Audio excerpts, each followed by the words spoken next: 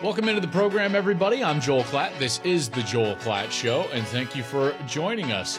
Thrilled that you're here, obviously, as we are getting really close to the draft. So this draft is coming up quickly. We are now kind of hurtling towards Kansas City and the draft extravaganza. And it's an exciting draft, obviously, because we got a lot of quarterbacks.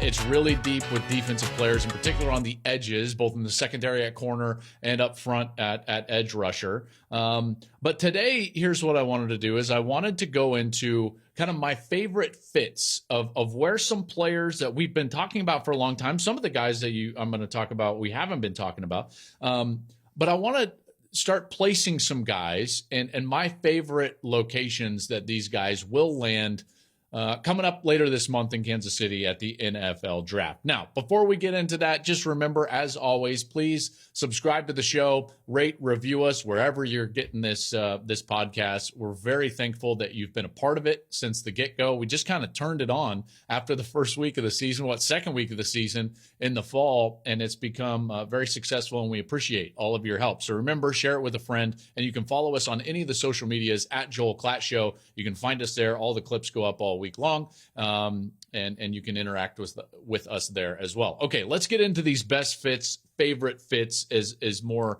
what I want to talk about, and some of these players that I just think like there's no brainer locations. Let me start with one that is, I think, pretty obvious to most. So I just wanted to get it out of the way, kind of off the jump. And before I do, I'm not going to talk about the top two quarterbacks. That's somewhat obvious to me as well. So C.J. Stroud and Bryce Young, they're going to fit up there 1 and 2. I think we all kind of understand that. Maybe Richardson jumps in there as well. More on that in just a little bit. But where I start with my favorite fits is after those two guys get taken off the board, or at least the way that we think that this draft is going to happen. And then you're sitting there with the third pick in the draft, and there's the Arizona Cardinals. Now, the Arizona Cardinals are sitting there, and they need defensive help. We all know that. Look at what they were a year ago. 28th on third down. That means you can't stop the run on first and second, then you can't get after the quarterback on third. And when it comes to getting after the quarterback, they were 23rd in the league. So they're not providing pressure on the opposition's quarterback like they need to.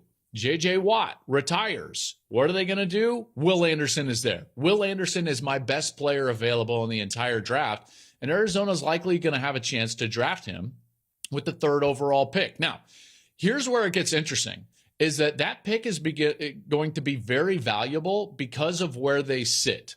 And there's going to be a lot of teams that are offering them up some trade value to jump up there and jump the Indianapolis Colts for the third quarterback. I think that that's going to be a very valuable pick. But if they were to make a selection, the Arizona Cardinals taking Will Anderson fits a need. It's obviously best player available. If he's my best player available overall, and they can get him at 3. So it makes a lot of sense right there. That's my favorite fit for Will Anderson, is with the Arizona Cardinals. All right. So now let's move on to some better ones, because that one's, again, a little bit obvious. So let's go into this next one. And this is one that I'm really excited about. Okay. You know, I'm very high on a certain wide receiver that didn't play a lot of football last season. Jackson Smith-Njigba. Where does Jackson Smith-Njigba fit?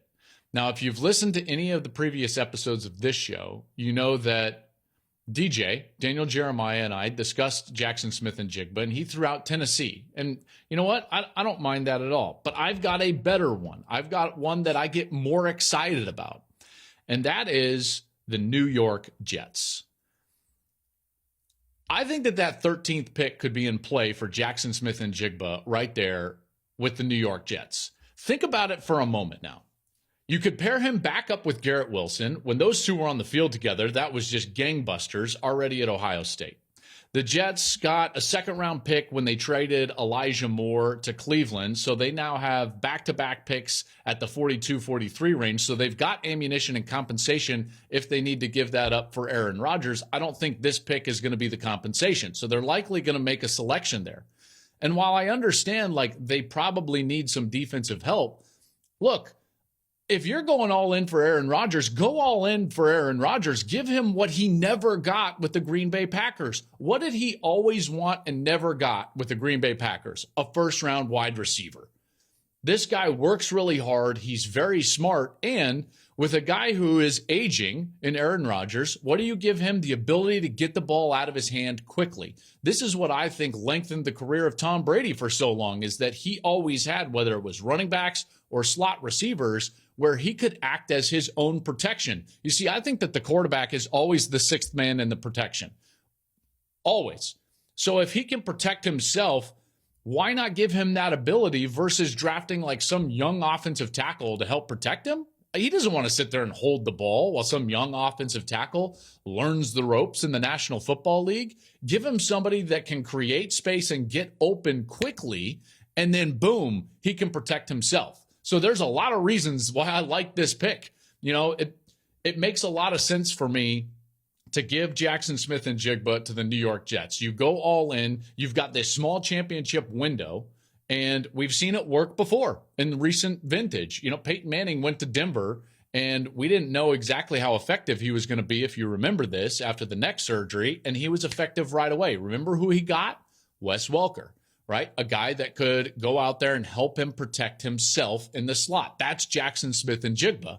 So for my money, this makes a lot of sense, and I get excited about it because you don't draft him to be a true number one. I think you've got a true number one and potentially Garrett Wilson, but you do draft him to be a guy that could potentially lead the league in receptions, own the middle of the field, create one-on-ones for Garrett Wilson, in particular when you get into the red zone. Am I talking you into it yet? I love this pick. 13th, give me Jackson Smith-Njigba to the New York Jets. I think that would be so good. Okay, let's go back to the quarterbacks. Not the top two, but I want to get back into that scenario that we were just talking about with Arizona being on the clock. Let's just say, for the sake of argument, it goes as we expect, and C.J. Stroud and Bryce Young are off the board, okay? So they're off the board. And there's Arizona, and they're sitting there with the third pick. And now all of a sudden, all the teams that may have a quarterback need or may really love Anthony Richardson are sitting there, and they're looking at the Colts at 4, and they're thinking to themselves, this is my only chance. If I really think Anthony Richardson is as good or has the potential that I believe, I've got to go get him right now. I've got to go get him. So, Anthony Richardson, who's my 9th best prospect in the overall draft, my 3rd best quarterback, and a guy that I have said on this show could be the best player in the league if you really refine his ability. What, the Raiders traded up there? Like, doesn't that seem like an interesting landing spot? I just keep looking at this, and I think that they could trade up from 7. You get this factor, and I can't get this one out of my head, is like the Raiders have always drafted traits over production. Guys that can run fast, guys that can throw hard. And I know that at times that has burned them in the past, but this guy is a superior player to Jamarcus Russell. Okay, so I don't want to hear those comparisons because he's got so much more in his toolkit as a quarterback. Again, there are times when he's throwing some of those passes and he is right on the money. Does it need to be refined? Yeah, sure. It needs to be refined.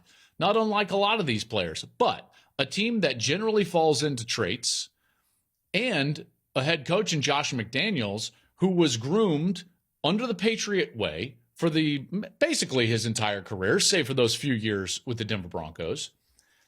And McDaniels, one of the things that he undoubtedly learned from Bill Belichick was that you always focus on what a player can do versus what a player can't do. Don't tell me what he can't do. Tell me what he can do, and then let's build a team around that, right? They're a team that loves to focus on a player's strengths, and then they build habits around those strengths, and that's what makes them successful. That's why they can bring in guys late in their career to do something very specific, whether it's cover the slot, rush on 3rd down, maybe it's cover on 2nd down, or defend the run on 2nd down. So they're a traits organization. The Raiders are a traits organization. You've got this head coach who has taken flyers in the past on quarterbacks. Maybe he's willing to do that again, and they're going to go up there and trade with the Arizona Cardinals. And then you get this. Outside of just all those team reasons, what about the fact that look at that division? How many times do we see in the NFL a team win the division without the best quarterback in the division? Rarely happens. Almost never. Almost never. And so what are you supposed to do in the AFC West? What are you supposed to do? Because Patrick Mahomes, you're going to deal with him for another decade, probably at least. Herbert's not going anywhere. Let's not throw Russell Wilson in there just yet, although I do think Sean Payton is going to help Russell Wilson. So if you're the Raiders, like, do you think Jimmy Garoppolo is going to be that guy for any length of time that's going to help you win the division in the AFC West? Probably not. Okay, probably not. Remember, well, let's just put it this way. You know, you've seen now a few quarterbacks leave the Shanahan tree, the trust tree, and sometimes it doesn't go all that well. And so I don't know how effective Jimmy Garoppolo is going to be. The important part about having Jimmy Garoppolo is that you don't have to start Anthony Richardson right away. So you're good at starter at least for some period of time, and yet you give this guy time under a creative offensive coordinator to potentially become a guy who could rival Patrick Mahomes. Because at his best, at his ceiling, I've even said, like, hey, he could be the best player on the field. And if you're looking in that division and you want to really roll the dice and you want to really gamble and you want to really shoot for the stars, you don't try to go up and get C.J. Stroud or Bryce Young because, quite frankly, they're not in Patrick Mahomes' hemisphere.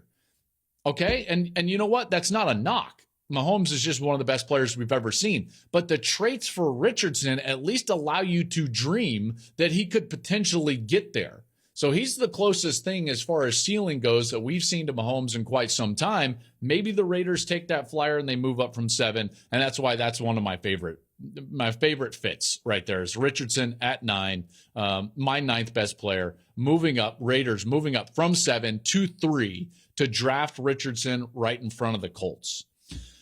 Oh, man, I got excited about that one. I'm going to get excited about this next one, too. You can tell that these are like my favorite fits, right? Because I'm trying hard to talk you into this. Trying very hard. Okay.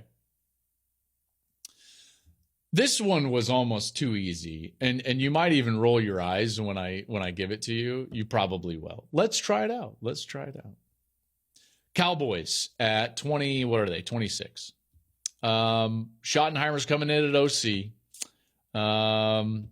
Zeke obviously gone.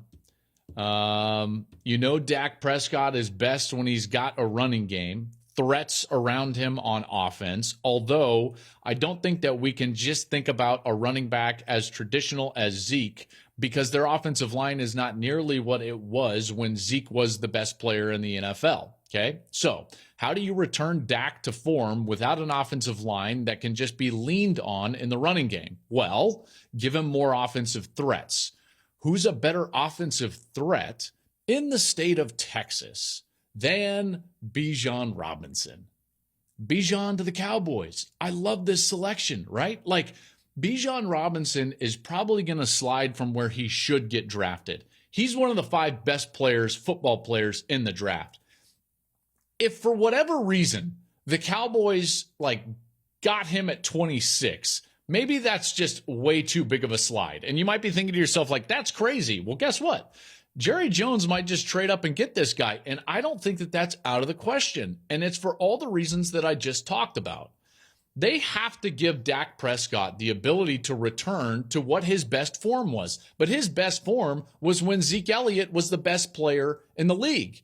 Okay, the best running back certainly in the league. And guess when they had that? They had that ability when he was on his first contract, not his second contract.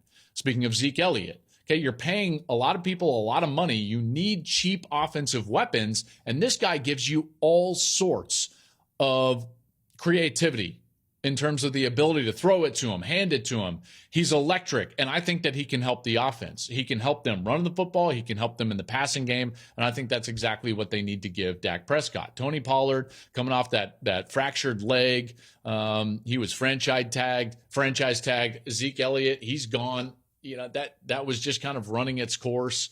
So I love this selection, and I love the fact that if Jerry Jones falls in love with a guy, which he might fall in love with the Texas running back, Bijan Robinson, who's been kind of right under his nose. He might move up and get him. They probably don't get him if they wait till 26, but I love the fit of Bijan in Dallas because of all the things he can provide, not only to Dak, but to the organization and the offense as a whole. So I like that fit. That's one of my favorite fits. I've got another running back. In fact, I'm going to do a couple of more running backs right here because some of these fits are really, really quite good. You've got a couple of young quarterbacks. One of them I just talked about in Dak Prescott, losing his kind of bell cow back in Zeke Elliott. There's another really good quarterback on a team that I think is one of the best teams in the AFC and will be for the foreseeable future because of that quarterback, the Cincinnati Bengals, that just lost one of their running backs in Samaje Perine. So who would be a better offensive threat for the Bengals than Zach Charbonnet at 60? And I skipped one. Let me go backwards here. I went out of order for my people. They're scrambling right now. Let me go back. Okay. Let me go back to this. Let me go back to who I think is the second best running back in the draft. For all the same reasons that I love Bijan, I also love Jahmyr Gibbs. Okay? And Jahmyr Gibbs gives you all sorts of options. And as I've said before, he's probably best suited to go to a team that has a really creative offensive play caller and has a quarterback that would understand how to utilize him. Okay? So one of the things that I looked at was Kansas City. Kansas City is kind of middle of the road on defense, and I think it's probably a fool's errand to think that they're going to improve their defense much or even have to lean on that defense when you're right in the middle of Patrick Mahomes' prime. So if you're the Kansas City Chiefs, I think that your best bet in the draft would be get cheap, versatile, dynamic offensive weapons. I think that sounds like a really good blueprint if you're the Kansas City Chiefs, and that's Jahmyr Gibbs. So Jahmyr Gibbs with Kansas City, I think makes a whole lot of sense. I know that like the Edwards-Helaire thing, it just kind of hasn't really worked out, but Gibbs is better than Edwards-Helaire. He's more versatile. He's more explosive. I think he's better in almost every single area. I know Isaiah Pacheco was a great find in the 7th round last year, but Gibbs would give them just a totally different dimension as far as a dynamic player. Mahomes has shown, by the way, the ability, like, he can move the ball down the field. We all know that. He's dangerous when he gets out of the pocket. But what teams have done to slow him down and slow the Chiefs down at times is drop a bunch of guys into coverage. And Tampa Bay did this in the Super Bowl, and they dare them to run the football, and they haven't been able to run the football. And you've seen Mahomes start to have some success when he's able to be patient against those types of defensive plans and check the ball down. Well, what if he's checking the ball down to a weapon like Jahmyr Gibbs? Right? You talk about like moving the chains a couple of times. You give this guy a check down, there's a good chance he's going to break a tackle or two and get you a first down. So there's a lot of good fits right there with Jahmyr Gibbs in Kansas City. He makes them a better and more dynamic offensive team than what they already are, which is one of the best offensive teams in the league. And you're leaning right into what the strength is going to be and what your identity is going to be if you're going to continue to go to and win Super Bowls. Right? Give the guy all the weapons that he can get. And this is a different type of weapon, and specifically the type of weapon that's going to help him against some of these defenses and defensive game plans that he's seeing of late, in particular, these safe umbrella style of defenses that drop a lot of guys into coverage. Okay. So Jahmyr Gibbs, Kansas City, 31st pick. That one makes a lot of sense to me, and I really like it. Now we get to the one that I already kind of alluded to. And since I already alluded to it, Zach Charbonnet, 60 to the Cincinnati Bengals.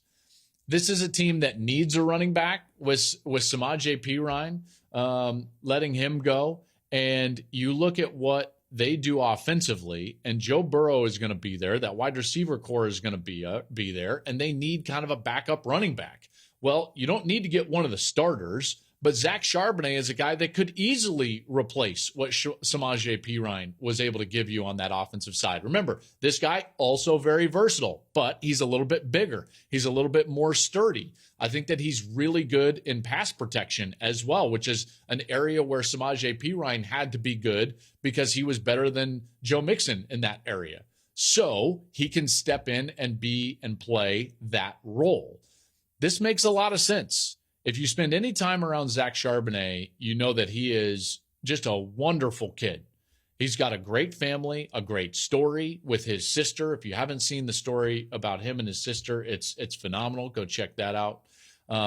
She is a special needs individual. He transferred from Michigan back to UCLA, closer to his home, in part to be closer to her and to be closer to their family.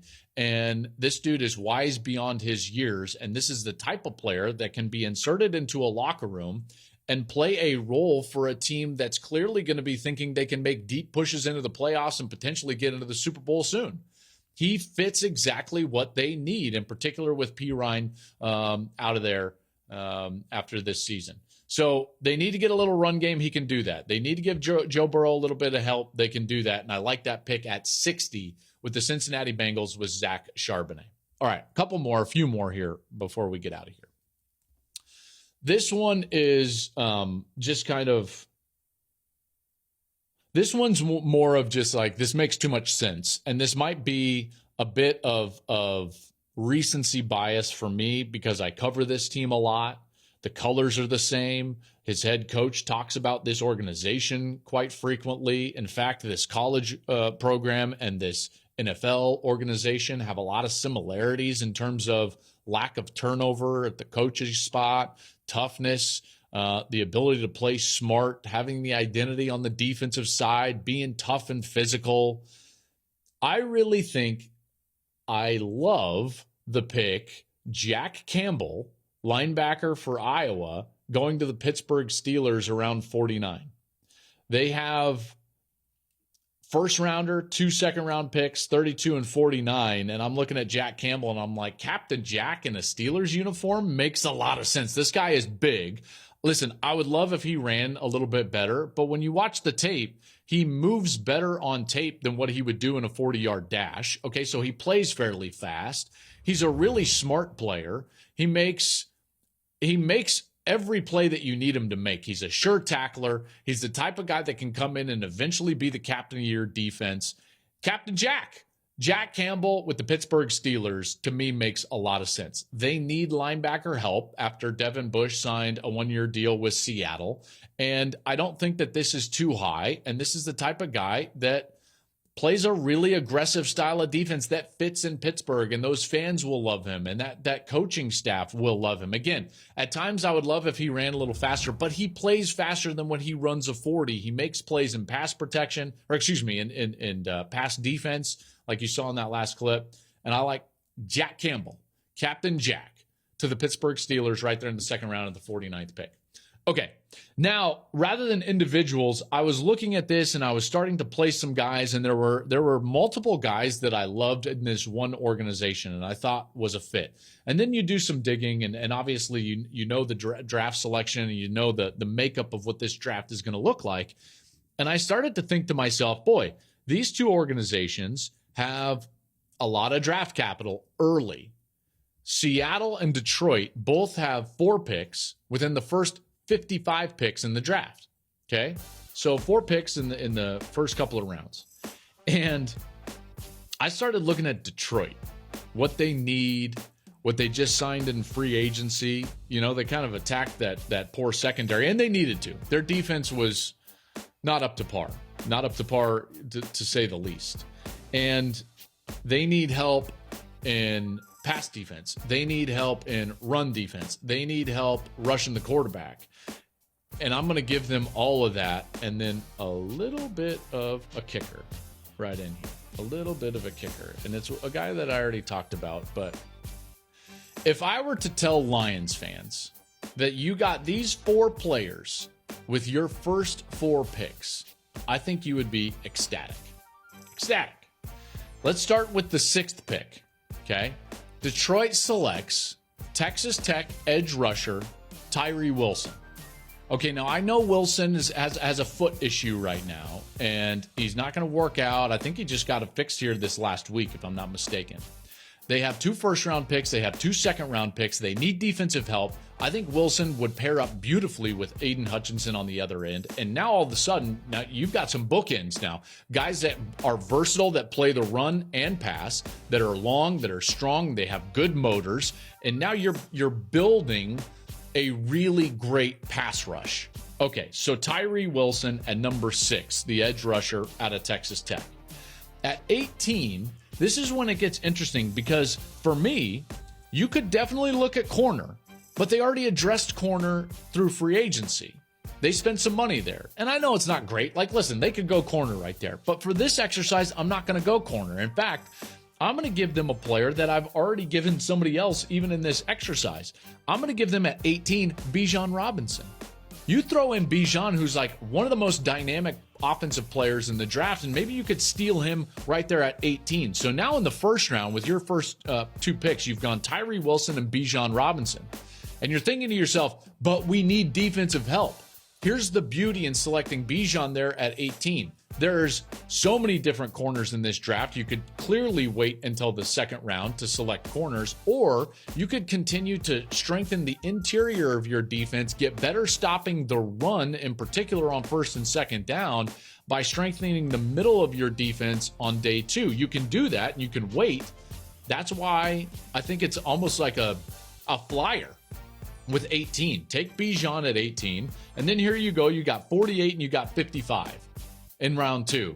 And what if they came out and they were like, you know what? We saw a guy play just down the road, not only last year, but the year before, like Mozzie Smith. Mozzie Smith was an absolute run stuffer, and he was a big reason why Michigan played such good defense last year. Mozzie Smith goes down the road, joins his old college teammate in Aiden Hutchinson on that front 7, and now he's plugged in at defensive tackle. There's not going to be an organization in the NFL that knows Mozzie Smith better than the Detroit Lions, okay? That worked out with Aiden Hutchinson, and I think that pairing him with Hutchinson on that front 7 makes a lot of sense. And then at 55, I think that Drew Sanders for Arkansas is a guy that could be there. I love him. He's a linebacker from Arkansas, and this guy can run a little bit. I love his game, and now you're really strengthening the middle of that defense. So you spent money in the offseason looking at the secondary. So you've addressed, at least in your mind, the pass defense. Now you've got to address that front 7. So in the 4 picks that they have in the first 2 rounds, I gave them the most dynamic offensive player, non-quarterback in the draft, and I gave them 3 of my top 50 players available, all on the defensive side, all to strengthen clear areas of need, the pass rush, and then right down the middle, stopping the run, in particular on first and second down with Mozzie Smith and Drew Sanders. Now all of a sudden, you're building this defense, and you look around and you're the Detroit Lions. If you get those 4 players, Tyree Wilson, Bijan Robinson, Mozzie Smith, and Drew Sanders, you've got something. You're feeling pretty good about your draft. And guess what? You're feeling pretty good about your standing in your division. What's that division going to look like? Let's be honest. Is Minnesota going to win that many one-score games? Probably not. Again, right? Aaron Rodgers is no longer there. The Bears are clearly in a rebuild, and they're trying to build around Justin Fields. Just got all of those picks. Why can't Detroit go in there and win the division? They're probably on paper as good as any of those teams. Again, do we really think that Kirk Cousins and Minnesota are going to win that many one-score games? I don't. Just law of averages are going to bring them back down. So Detroit's right there. With the way that they played in the back half of the season, with their ability to address and get better on the clear area of need, which is the defensive side, and maybe steal the most dynamic non-quarterback in the draft on the offensive side, that could be an absolute home run for the Detroit Lions in their first 4 picks. And if the Lions did that, man, I think that they would be absolutely thrilled. All right, there we go. Those are my favorite landing spots in the draft. We want to open back up the mailbag. as we're getting in here towards the tail end of our draft coverage, as we're leading into the draft, we're going to have a couple of mock drafts. I'll have my last top 50 available before the draft. Hopefully we'll run down my good friend Peter Schrager for kind of the latest on what's going on in the NFL circles as far as all the information out there. That's all coming up this month. But we also want to get some mailbag questions. So if you will email us, please, any question that you have about the draft, even college football, and we'll get to that a little bit after the draft time, but you can email us at the Joel Klatt Show mailbag at gmail.com. It's right there on the screen if you're watching our program. If you're listening, I'll repeat it, the Joel Klatt Show mailbag at gmail.com.